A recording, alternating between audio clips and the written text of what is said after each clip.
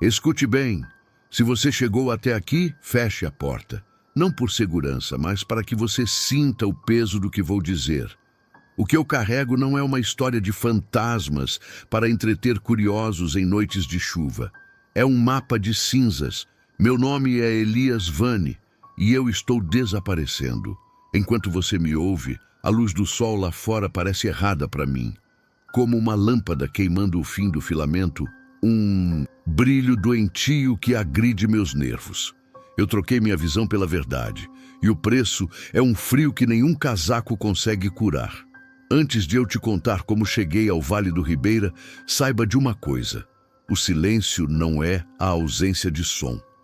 É o som de algo esperando você parar de falar. É uma criatura que se alimenta das pausas entre suas respirações.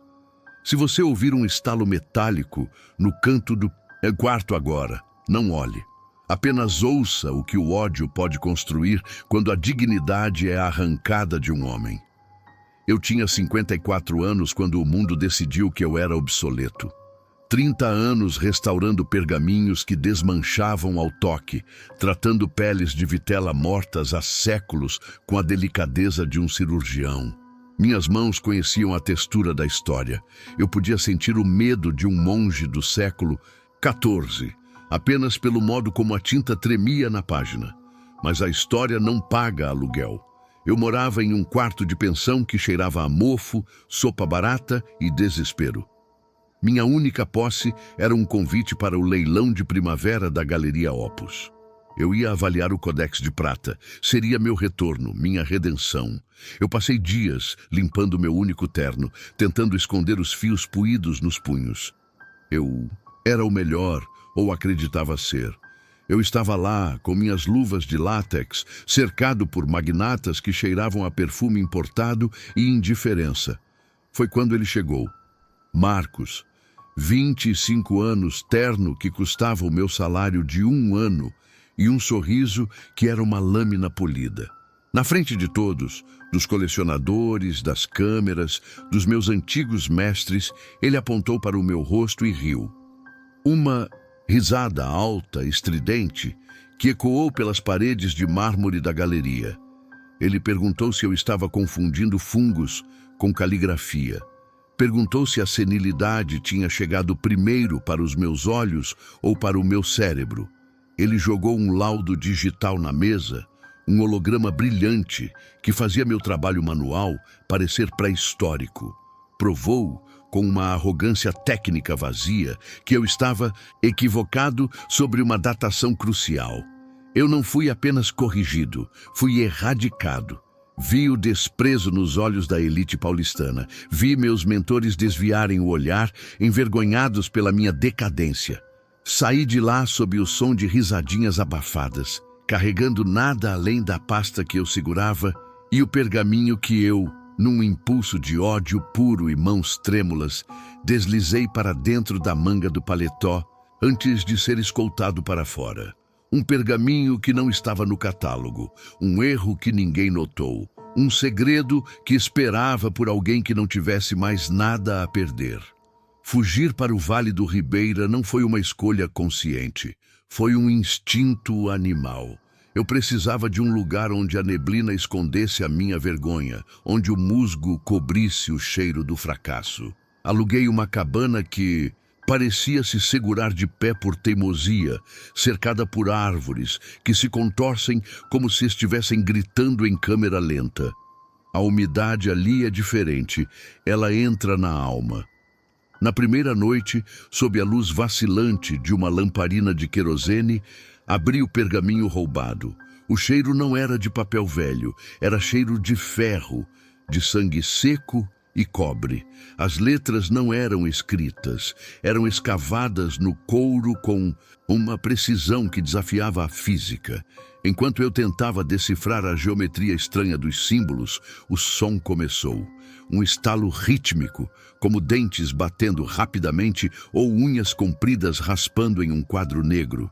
As sombras nos cantos do quarto não se moviam com a luz da chama. Elas permaneciam estáticas, densas, como se tivessem volume e peso. Senti um frio repentino na nuca. não era o vento. Era como se alguém estivesse soprando ar gelado diretamente na base do meu crânio, congelando o meu sistema nervoso. O silêncio tem fome, Elias. A voz não veio do ambiente. Veio de dentro dos meus próprios ossos, uma ressonância que fez meus dentes doerem. Era o zelador do silêncio. Ele não queria minha alma. Essa moeda é clichê e sem valor para o que habita as frestas da realidade. Ele queria minha atenção. Ele me mostrou nas dobras daquele couro maldito que a humilhação que Marcos me fez passar era uma chave. O ódio não era um fardo, era o combustível necessário para girar a engrenagem. O zelador me sussurrou que o mundo é feito de frequências e que nomes são apenas âncoras. Se você souber como soltar as âncoras, o navio da realidade vira. Para que este conhecimento não se perca e você continue protegido pelas histórias que conto aqui, cele o seu vínculo com o canal se inscrevendo agora. Não espere a luz mudar.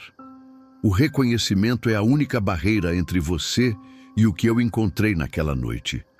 Eu entendi o que precisava ser feito. O pergaminho exigia uma correção, não no papel, mas na carne da existência. Para recuperar minha visão e minha importância, eu teria que aceitar a cegueira do mundo comum. Para calar os que riram de mim, eu teria que aprender o idioma das sombras, uma gramática de dor e silêncio. Saí da cabana às 3 da manhã, guiado por uma compulsão que não era minha. O chão da mata estava coberto por uma geada que brilhava como fragmentos de osso sob a lua minguante. Cheguei à entrada da caverna, que os locais chamam de Boca do Inferno. O ar, lá dentro, soprava quente e úmido, como o hálito de algo que acaba de acordar. Eu trouxe a faca de restauro, aquela lâmina de aço cirúrgico que usei por 30 anos para salvar o passado. Agora, eu ia usá-la para rasgar o meu futuro e costurar algo novo no lugar. Eu me ajoelhei no centro de um círculo natural de estalagmites. O som de dentes batendo ficou ensurdecedor, preenchendo cada cavidade do meu corpo. Levantei a lâmina sobre o pergaminho, posicionado sobre uma pedra plana que parecia um altar. Eu estava pronto para derramar a primeira gota de algo que não era apenas sangue. Era a minha identidade, a minha sanidade e a última fibra do Elias Vane que o mundo conhecia. O ritual estava prestes a começar e o primeiro preço estava sendo cobrado antes mesmo do primeiro corte. Deixe registrado nos comentários para que as sombras saibam que você testemunhou. O silêncio é o meu nome. Pois no momento em que a faca tocou o couro, o silêncio finalmente respondeu. A faca de restauro não cortou apenas o couro. Ela rasgou a membrana que separa o que percebemos do que realmente existe. Quando a primeira gota do meu sangue atingiu a geometria escavada no pergaminho, o estalo metálico dos dentes cessou instantaneamente. O silêncio que se seguiu foi tão absoluto que meus ouvidos começaram a zumbir, uma frequência tão baixa e poderosa que fez meus órgãos internos vibrarem. O zelador do silêncio não se manifesta com palavras bonitas. Ele fala através de arquitetura e vibração. Naquela escuridão úmida da caverna, ele abriu minha mente para o código. Ele me ensinou que nomes não são meros rótulos para identificar pessoas em uma multidão. Nomes são as assinaturas vibracionais que mantêm a matéria organizada. Se você souber como distorcer a frequência de um nome, você desfaz a estabilidade da carne, da mente e do destino. É uma caligrafia de destruição. Aprendi que para corrigir uma injustiça, eu precisava de 3 pilares. Um fragmento orgânico do alvo, uma superfície de escrita que já tivesse pertencido a um morto e o isolamento absoluto do som da vida. Passei semanas vivendo como um animal naquela caverna, refinando minha percepção. O zelador me ensinou a ouvir o chiado existencial que as pessoas emitem. Marcos, o jovem arrogante que me desestruturou, emitia um som agudo, metálico e irritantemente oco, como um cano de metal sendo golpeado no vácuo. Foi fácil encontrá-lo. Eu não precisei de armas de fogo ou confrontos físicos. Eu era um restaurador. Eu trabalho com a paciência das eras. Consegui um guardanapo que ele usou em um café de luxo, impregnado com sua saliva e arrogância. Recuperei uma placa de bronze de um túmulo sem nome em um cemitério abandonado do Vale do Ribeira. O bronze é um excelente condutor para o que eu pretendia fazer. Na calada da noite, dentro da minha cabana, agora transformada em um laboratório de sombras, desenhei a geometria do nome dele sob a luz de velas feitas de sebo animal e arruda. À medida que eu raspava o bronze com a ponta da minha faca de restauro, seguindo os padrões do código, a quilômetros dali, em São Paulo, Marcos começava a desmoronar. A notícia veio 3 dias depois, através de contatos que eu ainda mantinha. Durante uma palestra lotada, o prodígio da restauração simplesmente esqueceu como se fala. Não foi um derrame, não foi um colapso nervoso. Foi um apagamento linguístico. As palavras saíam da sua boca como ruídos de estática de rádio. Em uma semana, ele não reconhecia mais as letras. O homem que se orgulhava da sua inteligência técnica agora olhava para um jornal e via apenas manchas pretas desprovidas de significado. Ele foi internado em uma clínica psiquiátrica, gritando sons guturais que não pertenciam a nenhum idioma humano conhecido. Minha primeira correção estava concluída. Eu senti um prazer que nenhuma quantia em dinheiro poderia comprar. O sucesso financeiro veio logo em seguida, como uma avalanche de lama negra. Usei o código para encontrar o que estava perdido para os olhos comuns. Documentos de terras de famílias nobres que foram esquecidos em arquivos mofados, testamentos ocultos atrás de paredes falsas em casarões coloniais, moedas raras enterradas sob o concreto das grandes cidades. Eu não precisava mais procurar por clientes. Os segredos do mundo se revelavam para mim como páginas abertas de um livro. Comprei um casarão isolado no topo de uma colina no vale, uma construção antiga de pedra que parecia observar a floresta. Era o lugar perfeito para o meu trabalho. O vento lá uiva de uma forma específica que mascara os sons que saem do meu porão. Eu era rico, imensamente rico, mas a riqueza era apenas o subproduto da minha nova natureza. Entretanto, o poder concedido pelo zelador do silêncio não é um presente, é um contrato de manutenção perpétua com cláusulas de sangue. Surgiram as missões de renovação. A cada lua nova, o código exigia um tributo para que minha nova visão não se apagasse por completo, deixando-me em uma escuridão eterna. Eram rituais de uma agonia que as palavras mal conseguem descrever. Eu precisava me trancar em um sarcófago de chumbo fundido que mandei construir, onde nenhum som externo pudesse penetrar. Ali, no silêncio absoluto por 12 horas seguidas, eu precisava sustentar uma frequência específica com a minha própria garganta. Um tom que arranha as cordas vocais, transformando-as em carne viva, até que o gosto metálico do sangue fosse a única coisa que eu conseguia sentir. Nesses momentos de isolamento, eu sentia o zelador se alimentando. Ele não comia minha carne, ele comia meu tempo. Ele devorava minhas memórias de infância, o cheiro da comida da minha mãe, a lembrança da cor de um céu de verão.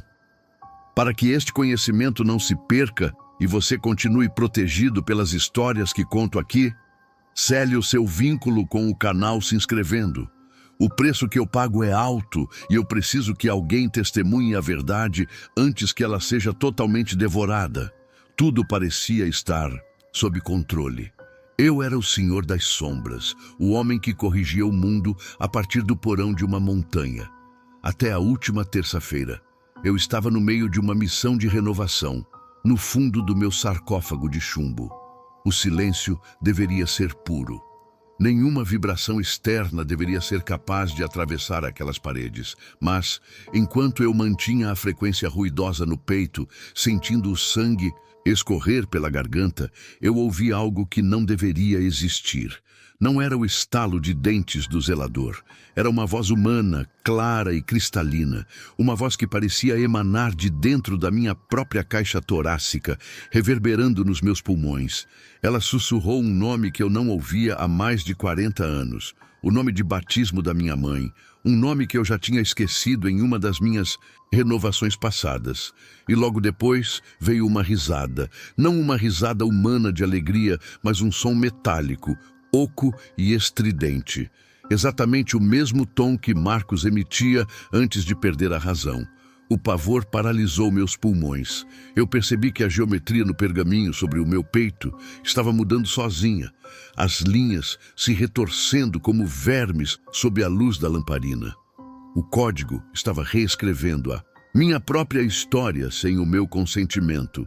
E quando olhei para minhas mãos, as pontas dos meus dedos tinham perdido as digitais. Elas tinham agora a textura seca, amarela e fria de um pergaminho antigo.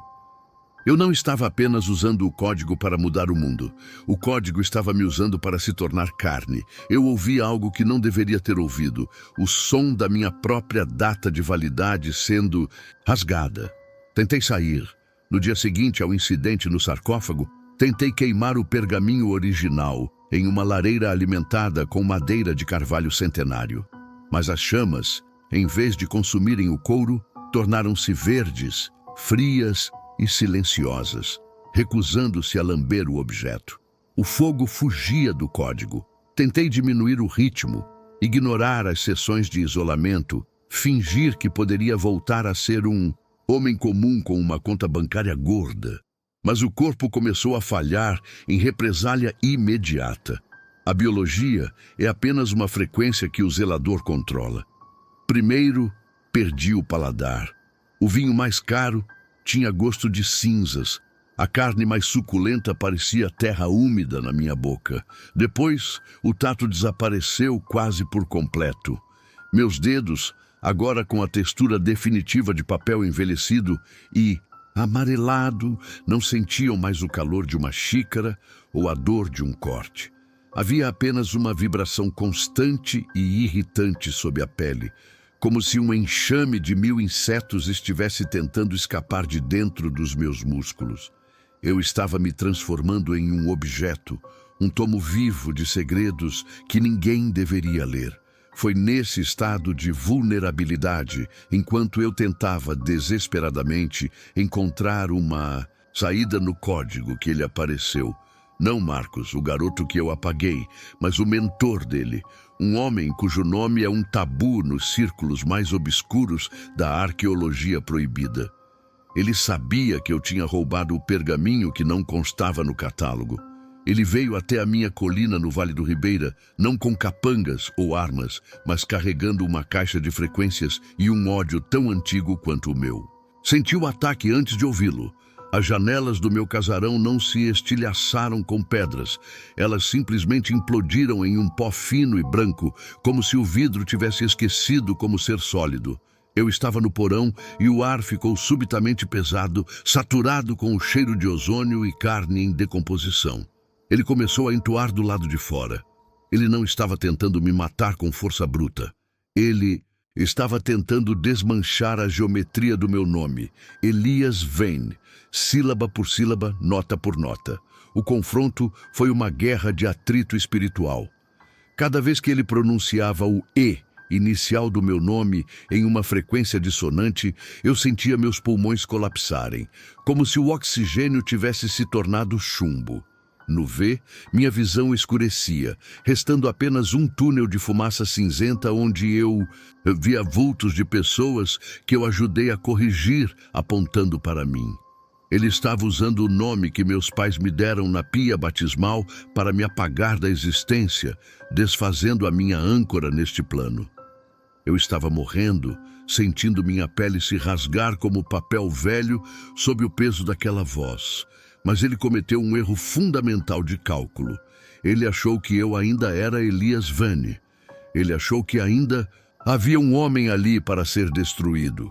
Com um esforço que quase partiu minha espinha ao meio, eu me arrastei até o pergaminho original no centro do altar. Meus dedos de papel sangravam uma tinta preta e espessa. Com a faca de restauro, eu não fiz um símbolo de ataque contra ele.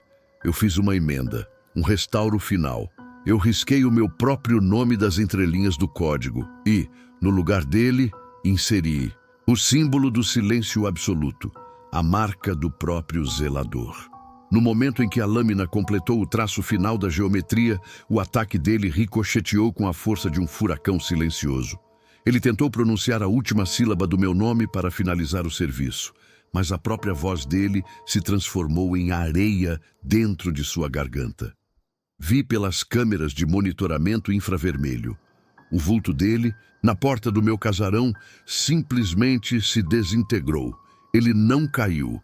Ele se desfez em uma pilha de poeira seca que o vento da montanha dispersou em segundos.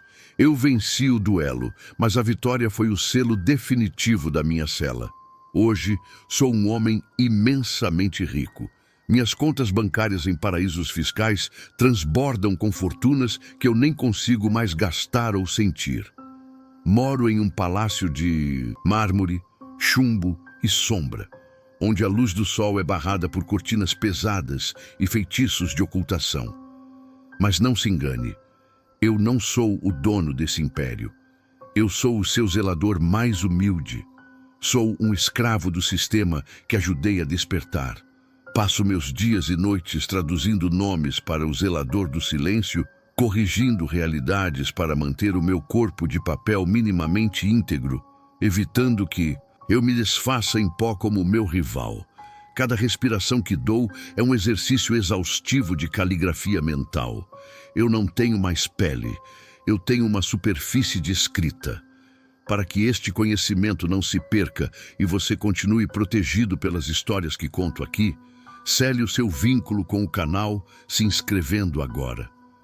O tempo está se esgotando e as sombras ao seu redor estão começando a aprender o seu ritmo. Escute bem este alerta final, pois ele pode ser a única coisa que separa você de uma eternidade de estática. O seu nome não pertence a você. Ele é apenas uma etiqueta que o universo usa para te encontrar no escuro. Se você soubesse o que um arquiteto do abismo pode fazer com as letras que formam a sua identidade, você nunca mais o assinaria em um contrato simples. Nunca mais o colocaria em uma rede social. E pelo amor de tudo o que é sagrado, você nunca mais o responderia em voz alta quando ouvisse um sussurro chamando por você em um corredor vazio à noite. O seu nome é a sua maior vulnerabilidade. Proteja a sua frequência. Mantenha o seu silêncio, pois o código está sempre procurando novas páginas, novos corpos, novas vidas para reescrever. E se você acha que o seu nome atual carrega perigo, você não tem ideia do que os nomes dos seus antepassados, aqueles que já partiram e deixaram suas frequências ressoando no seu sangue, estão gritando agora mesmo nas frestas do tempo. Mas essa é uma história para a nossa próxima vigília, quando falaremos sobre os nomes que herdamos dos mortos. Não se esqueça de selar o pacto nos comentários para que o zelador saiba que você entendeu o aviso. O silêncio é o meu nome. Fique no escuro, se puder, até que a luz se apague de vez.